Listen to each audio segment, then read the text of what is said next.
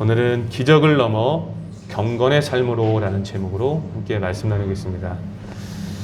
오늘부터 여러분과 함께 이 요한복음을 통해 십자가의 은혜, 복음의 은혜를 함께 나눠보기를 소망합니다. 요한복음은 예수님의 제자 요한이 그의 인생 말기에 반모섬으로 유배가기 전 AD 85년에서 90년 사이에 쓰였을 것으로 예상하고 있습니다. 1세기 후반에 쓰여졌기 때문에 사복음서 중 가장 나중에 기록된 복음서입니다. 복음이라는 말은 헬라어로 유앙겔리온이라는 단어를 씁니다. 이 의미는 기쁜 소식이라는 뜻을 갖고 있죠. 그러니까 마태복음은 마태가 기록한 기쁜 소식이고 마가복음은 마가가 기록한 기쁜 소식, 요한복음은 요한이 기록한 기쁜 소식으로 이해할 수 있겠습니다. 자, 그럼 기쁜 소식인 복음은 무슨 내용을 말하고 있을까요? 바로 예수님에 대한 기록을 말하고 있는 것이죠. 그러니까 복음은 곧 예수님을 가리키는 것입니다. 자, 그런데 사복음서 중에서도 앞에 세 개를 묶어서 공간복음이라고 부릅니다. 마태, 마가, 누가복음을 공간복음이라고 불러요. 공간복음이라는 의미는 공통된 관점을 갖는 복음서라는 뜻입니다. 그러니까 마태, 마가, 누가복음은요, 공통된 관점으로 예수님에 대해서 기록했는데 어떤 관점으로 기록했느냐? 그것은 바로 이 복음이신 예수님께서 사역하셨던 사건을 중심으로 기록했다는 공통점이 있습니다. 앞에 공간복음은 어떤 관점으로 쓰여졌다라고요? 사건을 중심으로 쓰여졌다는 거예요. 자, 그렇다면 요한복음의 관점은 무엇일까요? 자, 요한복음은요, 예수님의 사역에 대한 해석을 담고 있습니다. 앞서 공간복음서가 사건을 중심으로 쓰여졌다면 이 요한복음은요, 그 사역에 대한 해석을 설명하고 있다는 거예요. 자, 요한은 예수님의 사역을 어떻게 해석할 수 있었을까요?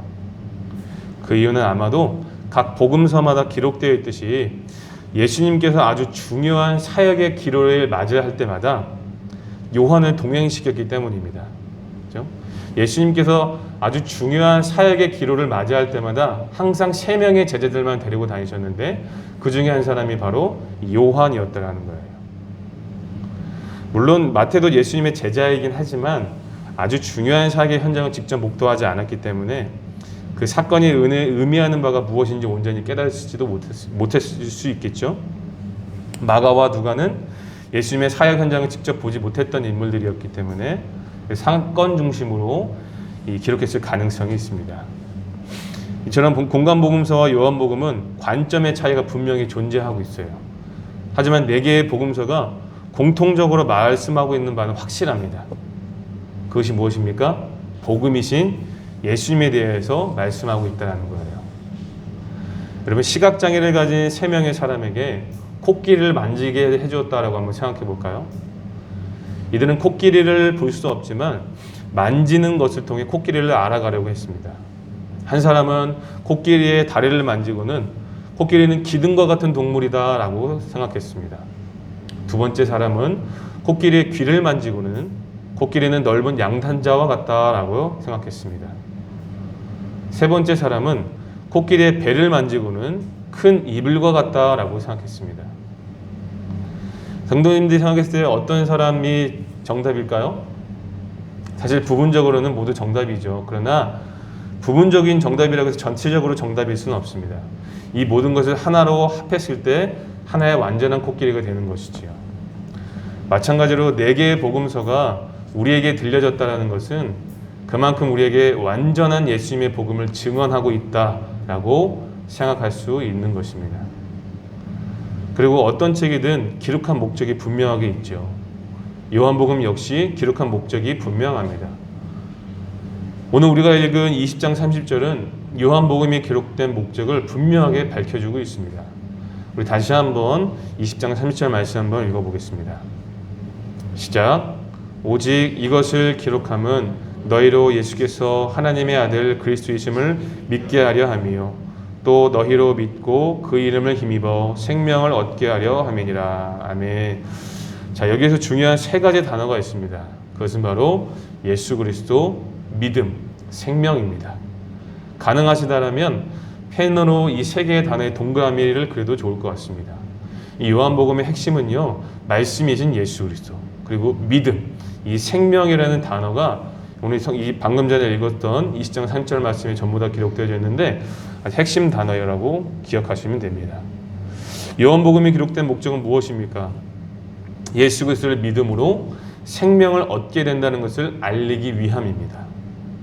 그리고 이것을 확인할 수 있는 사건이 요한복음 1장부터 11장에 기록되어져 있어요. 요한복음 1장부터 11장까지는 7가지의 기적이 나옵니다. 첫 번째는 가나 혼인잔치집에서 예수님이 물을 포도주로 바꾸신 사건이지요. 그리고 두 번째는 왕의 신하의 병든 아들을 고쳐주신 사건입니다. 세 번째는 베데스다에서 38년 된 병자를 고쳐주신 사건이고요. 네 번째는 오병이어 기적입니다. 다섯 번째는 배를 타고 갈릴리를 건너시는데 예수님이 물 위를 걸어 제자들이 있는 곳으로 오시는 사건이고요. 여섯 번째는 날 때부터 소경이었던 사람을 고치신 사건입니다. 그리고 일곱 번째는 죽은 나사로를 살리시는 사건이에요. 자, 이 기적들을 행할 때, 그런데 성경을 보면, 요한복음을 보면 기적이라고 표현하지 않고 요한복음은 표적을 행하셨다라고 표현하고 있습니다. 여러분, 표적이라는 단어의 헬라어는요, 세메이온이라는 단어를 사용해요. 그런데 이 단어는 표적이라는 단어보다는 무엇인가 알리는 사인이라는 해석이 더 적합해 보입니다. 그러니까 요한복음에 나온 이 7개의 기적은요, 7개의 사인이라는 것입니다. 7번의 기적 자체가 목적이 아니라 이 7번의 기적을 통해 예수님은 우리에게 무언가를 알리시려는 사인을 보내고 있다는 거예요. 자, 성경에서 7은 완전수라고 얘기하죠. 그렇죠? 7 하면 가장 먼저 떠오르는 것이 하나님의 7일간의 창조입니다. 하나님이 천지를 창조하실 때의 모습은요, 요한복음에 나온 첫 번째 기적의 현장인 가나 혼인집 같습니다. 결혼식 하면 무엇이 떠오릅니까? 아주 행복하고 아름다운 모습이 떠오르죠. 그리고 부족함이 없는 풍족한 장소입니다. 비록 그곳에 부족함이 있었지만 예수님이 계시자 그 부족한 것은 문제가 되지 않았어요. 예수님이 계신 그곳이 천국을 이루게 되었습니다. 그런 곳이 처음 창조한 세상과 같은 거죠. 자, 그런데 왕의 신하가 병들어 버린 것처럼, 베데스다에서 38년 동안 병자로 사는 것처럼 인류가 병들어 버렸습니다. 이 병자들은 이대로 내버려 두면 죽습니다. 우리가 잘 알고 있는 것처럼 선악과를 따먹는 불순종이 들어와 인류에게 죽음이라는 개념이 들어오게 된 것입니다. 그리고 죽음 앞에 누군가의 도움 없이는 살기 어려워진 인류에 예수님이 이 땅 가운데 찾아오셔서 고쳐주시고 먹을 것을 주시고 생명을 주신 것입니다. 그런데 근본적인 죽음의 문제는 해결할 수가 없죠. 그런데 예수님께서는 그 죽음의 문제를조차 해결해 주셨는데, 그 죽음의 문제를 해결해 주신 것이 바로 7번째 마지막 사건인 나사로를 살리신 사건이에요. 그렇죠? 이렇게 7가지의 사건을 통하여서, 이 기적적인 사건을 통하여서 예수님은 우리에게 무엇인가를 알려주시려고 하시는 겁니다. 그것이 무엇일까요? 자, 요한복음을 기록한 목적이 무엇이다라고 얘기했죠? 예수 그리스도를 믿음으로 생명이 주어진다라는 사실이었습니다. 그렇죠? 그것을 그 7가지의 기적적인 사인으로 우리에게 말씀해 주시는 거예요. 그런데 앞으로 본문을 구체적으로 살펴보게 될 요한복음을 보시면요, 1장부터 11장까지는 예수님이 아프고 병든 자를 찾아가셔서 기적을 일으키는 이야기를 소개해요. 앞서 나눈 것처럼 7개의 기적을 중심으로 예수님의 치유의 현장을 기록하십니다. 하고 있습니다. 이런 기적적인 현장에서 예수님은 사람들의 요구를 사랑으로 들어주시고 생명을 허락하십니다. 그런데 성경을 잘 보시면요, 요한복음을 잘 보시면 11장을 넘어서서 12장부터는요, 예수님의 본격적인 십자가의 길이 소개가 되어지고 있습니다. 12장까지는 철저하게 사람들을 고치고 기적적인 사건을 보여주고 있지만 12장부터는 완전히 포커스가 예수님께 맡겨져서 본격적으로 십자가의 길이 소개되어지고 있습니다. 12장부터. 십자가의 길을 소개하는 첫 번째 이야기는 마리아가 향유옥합을 깨뜨리는 이야기로 시작됩니다. 그래서 예수님은 마리아의 행동을 칭찬하시면서 뭐라고 말씀하십니까? 예수님의 장례를 준비한다라고 말씀하시죠. 다시 말해 자신의 죽음을 이야기하시면서 십자가의 죽음의 길을 선언하고 계신 것입니다. 그리고 이 선언 후에 예수님이 예루살렘으로 들어가셔서 제자들에게 세족식을 하시고 그리고 마지막 유언과도 같은 메시지를 전달하십니다. 그리고 감람산에서 기도하시면서 십자가를 준비하시죠. 그리고 마침내 담담하게 로마 군병들에게 잡혀 십자가에서 죽으심을 당하십니다.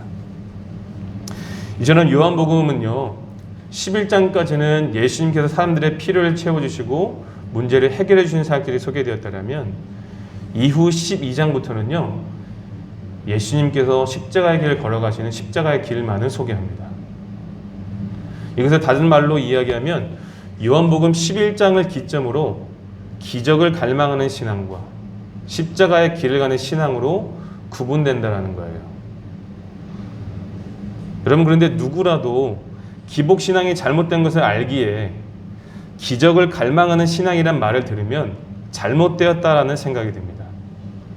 그렇죠? 하지만 기적 자체는 잘못된 것이 아닙니다. 이 기적을 통해 믿음과 신앙이 성장하는 분들이 많이 있기 때문입니다. 그런데 문제는 뭐냐면 기적만을 원하는 것이 문제라는 겁니다. 이러한 신앙은 내 삶의 문제를 위해서는 금식하며 기도하지만 어떤 사회적인 문제라든지 내 주변의 연약한 자들을 위한 시선에는 부족하다는 모습이 굉장히 많이 있다는 거예요.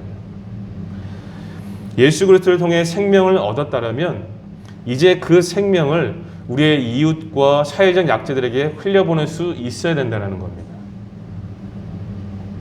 그래서 11장을 기점으로 12장부터는 예수님을 영접하고 따른 자들은 생명을 얻었으니 십자가의 길을 걸어가기로 결단해야 된다는 것을 요한복음이 얘기해주고 있는 거예요. 지난 2021년 4월쯤인가요? 대구의 한 목사님께서 코로나 사태를 겪으며 올린 참회 기도문이 많은 그리스도인들에게 울림을 주었는데요. 여러분들에게도 소개해드리고자 합니다. 제가 있는 그대로 여러분들에게 한번 읽어드리겠습니다. 한번 귀를 기울이셔서 한번 들어보시면 좋을 것 같습니다. 주님, 코로나19로 인해 불과 한 달 새 우리의 생활 모든 것이 너무나 많이 바뀌었습니다. 요즘 상황을 보면서 우리가 얻을 수 있는 교훈이 분명 있음을 보게 하시고 우리가 잘못 가고 있었던 길을 반성하며 다시금 주 앞에 바르게 서는 시간이 되게 하여 주옵소서. 주님, 우리는 지금 평범한 일상이 다시 오기를 간구합니다. 매일의 일상이 가장 큰 축복임을 이제라도 알게 하시니 감사드리며 그동안 주님이 주신 행복을 곁에 놔두고 행운을 찾아 헤맸던 죄를 용서하여 주시고 무엇이 가장 소중한 축복인지 깨닫게 하여 주옵소서. 한국인 입국을 막는 나라가 114개국이 넘었습니다.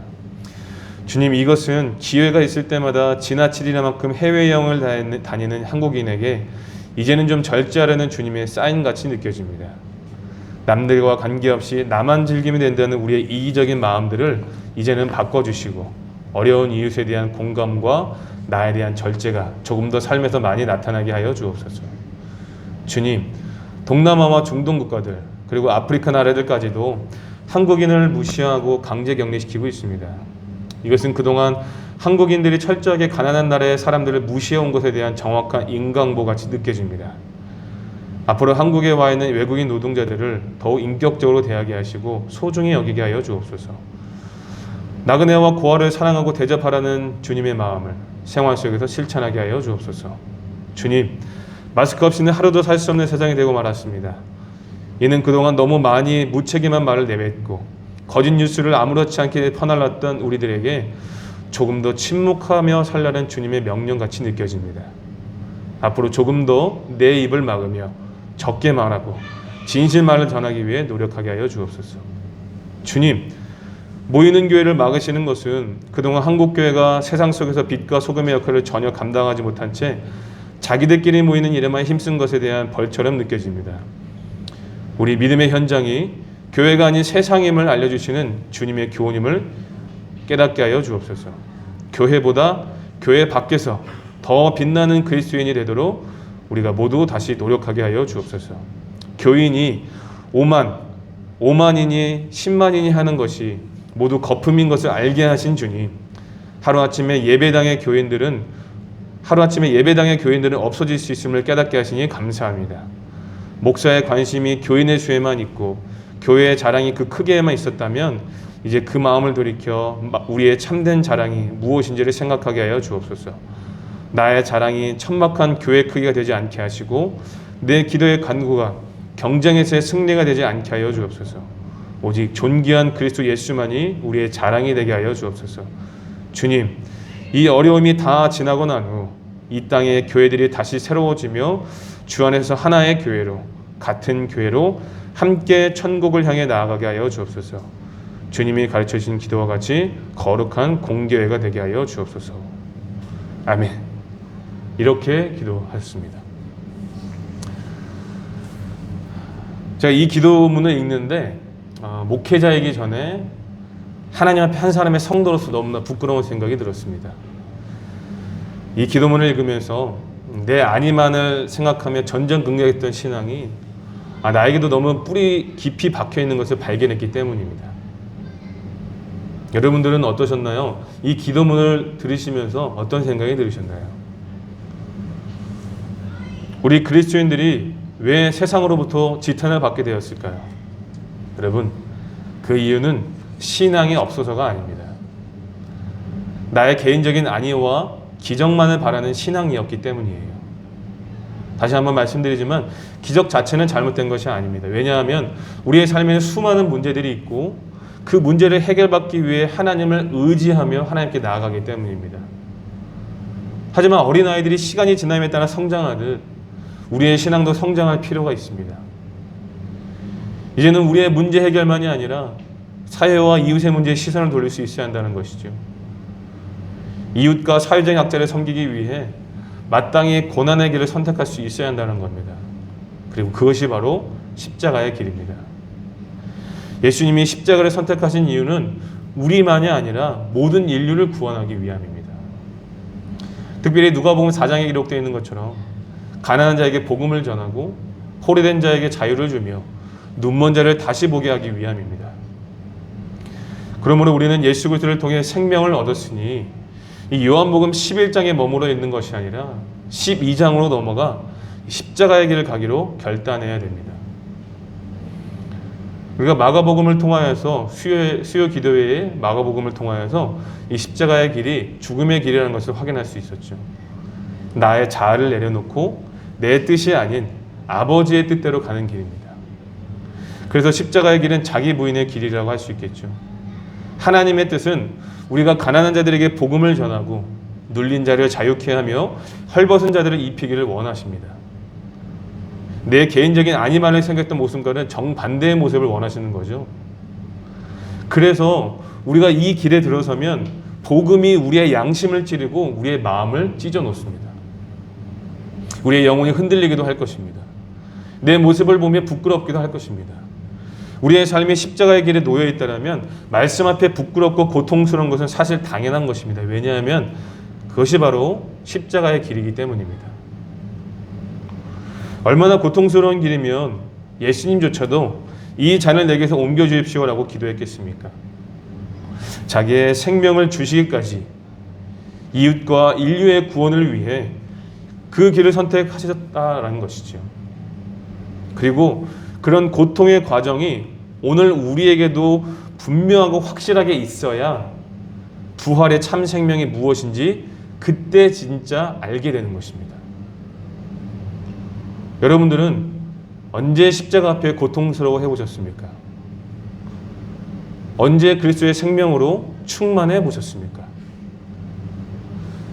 십자가의 길을 걸어갈 때 비로소 예수님의 십자가에 동참하게 되고 그 길 위에서 그리스도의 생명을 더욱 풍성하게 누릴 수 있는 것입니다.